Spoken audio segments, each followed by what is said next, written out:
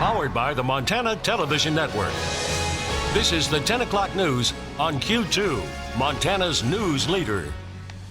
Good evening, everyone. Thanks for joining us this Monday. I'm Jeanelle Slade. And I'm Russ Riesinger. Tonight, community members turn out in support of Billings Elementary Schools. The school district, too, boardroom packed with students, parents, and former educators pleading to save elementary music, early intervention reading counselors, and the Gifted and Talented program. The district has proposed cuts to the elementary schools totaling some $4.2 million. Tonight was the public's first chance to comment, and the community turned out in full force. Q2's Mitch Laggy was there. Mitch. Well, Russ and Jeanelle, passionate parents and kids gave trustees an earful tonight. Several students took to the podium to share how music, the Quest program, and reading interventionists helped them grow. I'm a former Quest class student, and I just want to oppose cutting the class. When I got invited to the Quest classroom, I was honored, but also upset.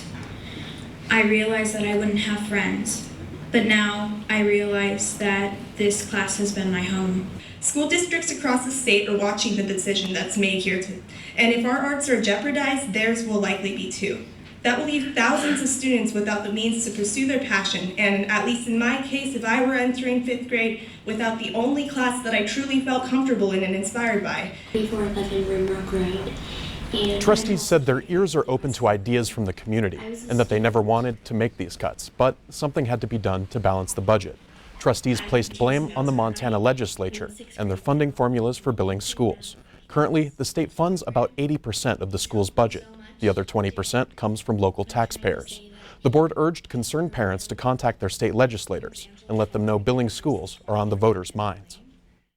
I appreciate the time that you have given us this evening to hear your concerns, to voice your thoughts, and know that it was very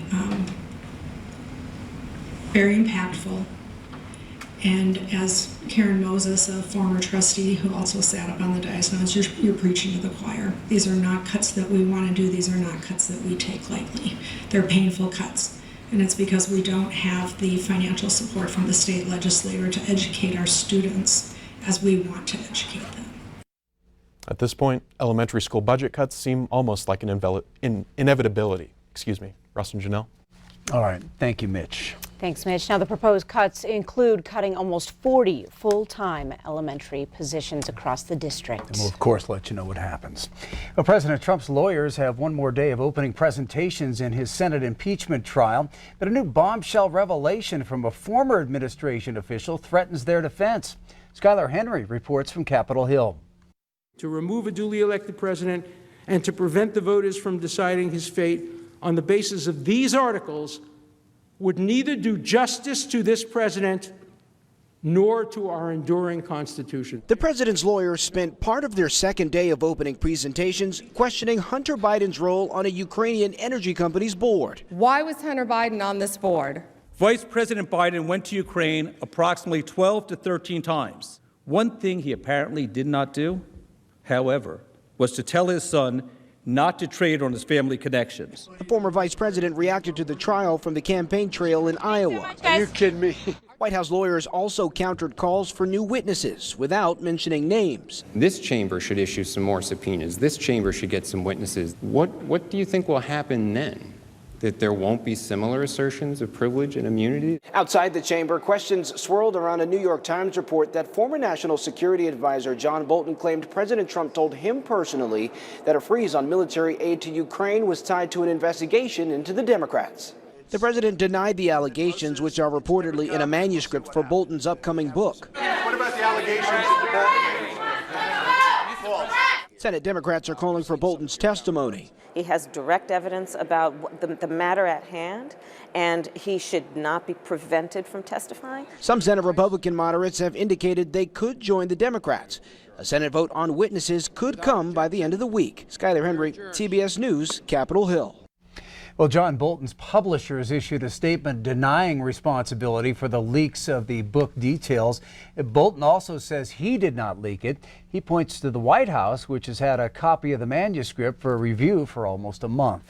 On the weather scene tonight, a high-impact weather warning calls for increased winds and fire danger. Bob, just not good news for January. Yeah, you know, that's something you'd normally see in August or something like that, but the weather is really changing around. The reason being we've got several storms moving our way. Of course, we had one little one today, a little minor weather disturbance. That's it there as it makes its way in towards North Dakota. Your next one is already moving onshore tonight. It's in the early week storm, and that'll probably be here sometime tomorrow or so. But then as we spin around the corner, take a look at this big bad boy. That's your third storm, and that one is a big one. I think that one's going to probably get in here on Thursday, Friday, and Saturday, and as it does so, it's going to create some very strong gusty winds, 60-mile-per-hour winds. Temperatures getting up to 47 degrees on Thursday, maybe some scattered morning snow showers. Then on Friday, it'll be breezy up to 51 degrees, 62 degrees on Saturday. Now, what's going to happen here, these downsloping winds will kind of dry up the moisture before it gets to the Billings area, so it will continue to be dry, but the winds will warm that temperature up into the 60s.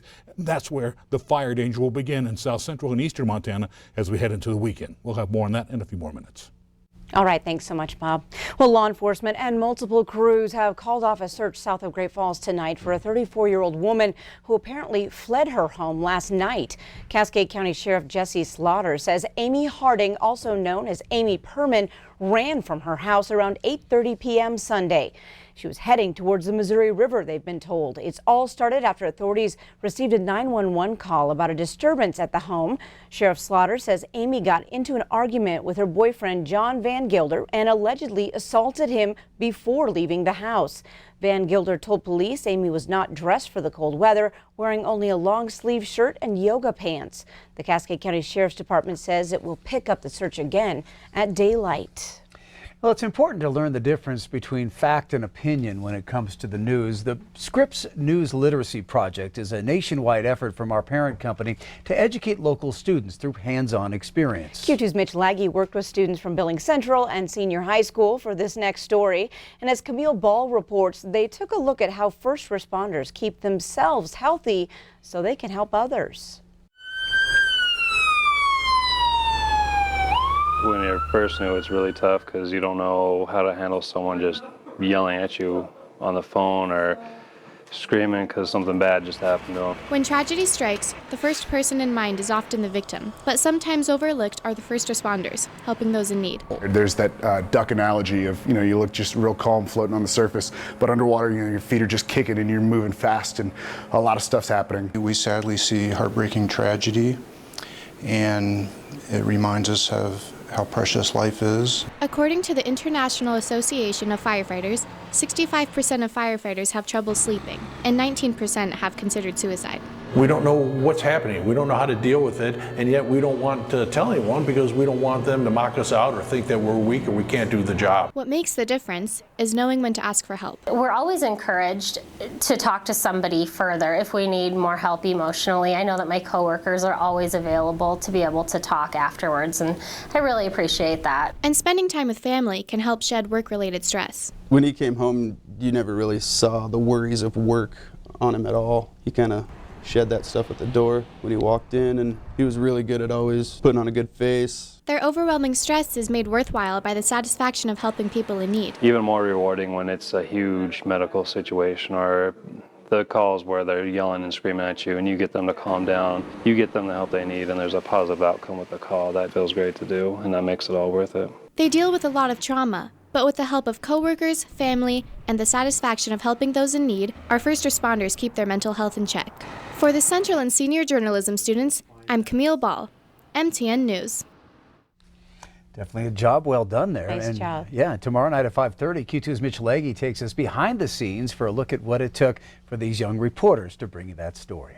Well, country music star Toby Keith is headed back to the Magic City. Yeah, Keith will play at First Interstate Arena on Friday, June 19th as part of his Country Comes to Town tour. Can you tell I'm excited? Pre-sale tickets go on sale Wednesday with general ticket sales starting this Friday, January 31st at 10 o'clock in the morning. Tickets start at $25 and go up to $175.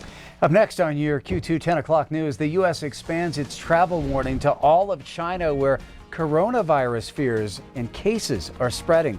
Well, that's the latest on the helicopter crash that killed Kobe Bryant and 8 others this weekend. And Scott shares a moment with the basketball legend that he will never forget.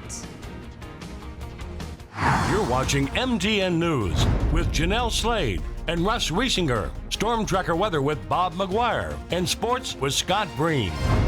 This is the 10 o'clock news on Q2, Montana's news leader.